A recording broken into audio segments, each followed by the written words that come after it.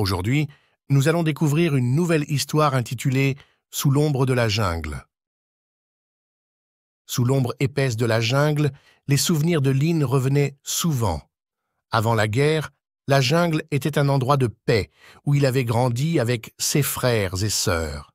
Il se souvenait des journées passées à grimper aux arbres, des rires qui résonnaient à travers les feuilles et de la rivière Benhai où il pêchait avec son père. Mais ces moments heureux étaient désormais noyés dans le tumulte incessant de la guerre.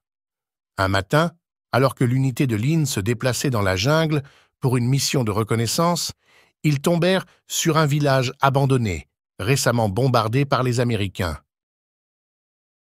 Les huttes en bambou étaient réduites en cendres et la puanteur de la fumée flottait encore dans l'air.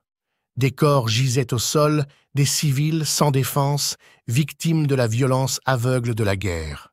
Ce spectacle raviva en Lynn une rage silencieuse, mais implacable. Cette guerre n'était plus seulement une lutte pour sa survie, mais une vengeance pour son peuple, pour ceux qui ne pouvaient plus se défendre. Quelques jours plus tard, au cœur d'une mission dangereuse, ils reçurent un message crucial. Des renforts américains étaient en route, accompagnés de tanks et d'artillerie lourde. Bao, bien que toujours blessé, insista pour mener une attaque avant que les renforts n'arrivent. Leur objectif était simple, mais risqué, détruire un dépôt de munitions américain situé à la frontière de la jungle. Cette nuit-là, sous une pluie torrentielle qui semblait vouloir laver le sol ensanglanté, Lynn et son unité se glissèrent jusqu'au dépôt. Chaque goutte d'eau résonnait comme un battement de cœur. Cachés sous le couvert des arbres, ils observaient les soldats américains patrouiller autour du dépôt, leurs lampes balayant les environs. L'attaque fut déclenchée dans une synchronisation parfaite. Lynn, concentré comme jamais, lança une grenade en direction des stocks de munitions. Le souffle de l'explosion illumina la jungle d'une lumière aveuglante, une onde de choc qui fit trembler le sol sous leurs pieds. Des cris paniqués se firent entendre alors que le dépôt s'enflammait. Les explosions en chaîne secouèrent l'air, mais alors qu'ils battaient en retraite, l'inattendu frappa. L'hélicoptère ennemi, en patrouille, aperçut leur fuite. Les mitrailleuses lourdes se mirent à cracher des rafales mortelles. Lynn sentit une balle frôler son épaule, brûlante, avant de se jeter à plat ventre derrière un arbre.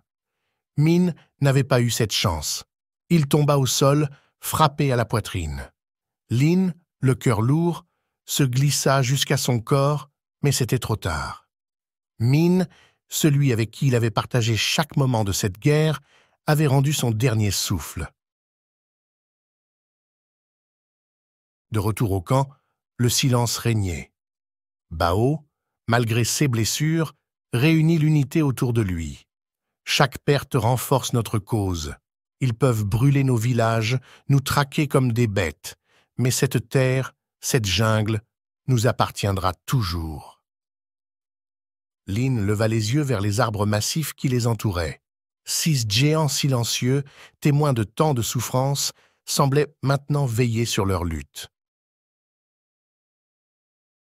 Les jours passaient et la guerre ne montrait aucun signe de répit. Une nouvelle mission de sabotage les mena plus profondément encore dans la jungle, dans une zone où des tunnels souterrains avaient été construits pour échapper aux bombardements et organiser des attaques surprises.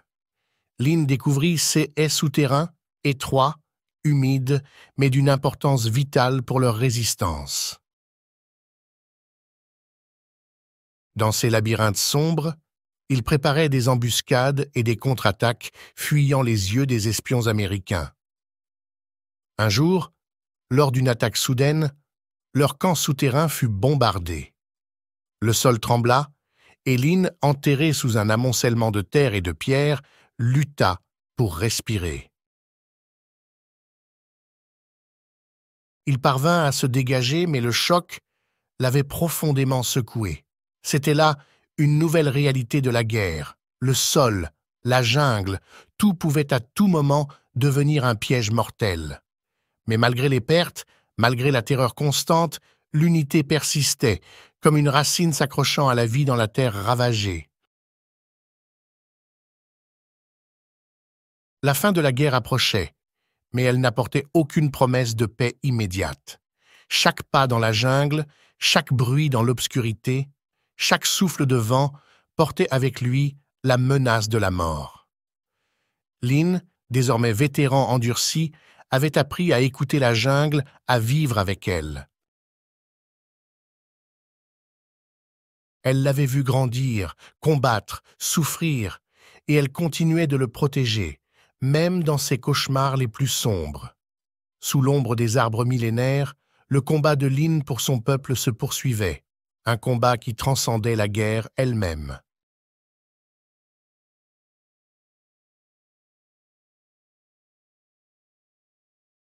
Sous l'ombre épaisse de la jungle, les souvenirs de Lin revenaient souvent. Avant la guerre, la jungle était un endroit de paix où il avait grandi avec ses frères et sœurs. Il se souvenait des journées passées à grimper aux arbres, des rires qui résonnaient à travers les feuilles et de la rivière Benhai où il pêchait avec son père. Mais ces moments heureux étaient désormais noyés dans le tumulte incessant de la guerre. Un matin, alors que l'unité de Lin se déplaçait dans la jungle pour une mission de reconnaissance, ils tombèrent sur un village abandonné, récemment bombardé par les Américains. Les huttes en bambou étaient réduites en cendres et la puanteur de la fumée flottait encore dans l'air. Des corps gisaient au sol, des civils sans défense, victimes de la violence aveugle de la guerre. Ce spectacle raviva en Lin une rage silencieuse, mais implacable. Cette guerre n'était plus seulement une lutte pour sa survie, mais une vengeance pour son peuple, pour ceux qui ne pouvaient plus se défendre. Quelques jours plus tard, au cœur d'une mission dangereuse, ils reçurent un message crucial. Des renforts américains étaient en route, accompagnés de tanks et d'artillerie lourde. Bao, bien que toujours blessé, insista pour mener une attaque avant que les renforts n'arrivent. Leur objectif était simple, mais risqué: détruire un dépôt de munitions américain situé à la frontière de la jungle. Cette nuit-là, sous une pluie torrentielle qui semblait vouloir laver le sol ensanglanté, Lin et son unité se glissèrent jusqu'au dépôt. Chaque goutte d'eau résonnait comme un battement de cœur. Cachés sous le couvert des arbres, ils observaient les soldats américains patrouiller autour du dépôt, leurs lampes balayant les environs. L'attaque fut déclenchée dans une synchronisation parfaite. Lin, concentré comme jamais, lança une grenade en direction des stocks de munitions. Le souffle de l'explosion illumina la jungle d'une lumière aveuglante, une onde de choc qui fit trembler le sol sous leurs pieds. Des cris paniqués se firent entendre alors que le dépôt s'enflammait. Les explosions en chaîne secouèrent l'air, mais alors qu'ils battaient en retraite, l'inattendu frappa. L'hélicoptère ennemi, en patrouille, aperçut leur fuite. Les mitrailleuses lourdes se mirent à cracher des rafales mortelles. Lin sentit une balle frôler son épaule, brûlante, avant de se jeter à plat ventre derrière un arbre. Min n'avait pas eu cette chance. Il tomba au sol, frappé à la poitrine. Lin, le cœur lourd, se glissa jusqu'à son corps, mais c'était trop tard. Min, celui avec qui il avait partagé chaque moment de cette guerre, avait rendu son dernier souffle. De retour au camp, le silence régnait. Bao, malgré ses blessures, réunit l'unité autour de lui. Chaque perte renforce notre cause. Ils peuvent brûler nos villages, nous traquer comme des bêtes, mais cette terre, cette jungle, nous appartiendra toujours. Lin leva les yeux vers les arbres massifs qui les entouraient. 6 géants silencieux, témoins de tant de souffrance, semblaient maintenant veiller sur leur lutte. Les jours passaient et la guerre ne montrait aucun signe de répit. Une nouvelle mission de sabotage les mena plus profondément encore dans la jungle, dans une zone où des tunnels souterrains avaient été construits pour échapper aux bombardements et organiser des attaques surprises. Lin découvrit ces haies souterrains, étroits, humides, mais d'une importance vitale pour leur résistance. Dans ces labyrinthes sombres, il préparait des embuscades et des contre-attaques, fuyant les yeux des espions américains. Un jour, lors d'une attaque soudaine, leur camp souterrain fut bombardé. Le sol trembla, et Lin, enterré sous un amoncellement de terre et de pierres, lutta pour respirer. Il parvint à se dégager, mais le choc l'avait profondément secoué. C'était là une nouvelle réalité de la guerre. Le sol, la jungle, tout pouvait à tout moment devenir un piège mortel. Mais malgré les pertes, malgré la terreur constante, l'unité persistait, comme une racine s'accrochant à la vie dans la terre ravagée. La fin de la guerre approchait, mais elle n'apportait aucune promesse de paix immédiate.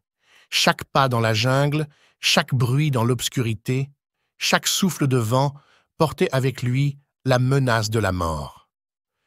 Lin, désormais vétéran endurci, avait appris à écouter la jungle, à vivre avec elle. Elle l'avait vu grandir, combattre, souffrir, et elle continuait de le protéger, même dans ses cauchemars les plus sombres.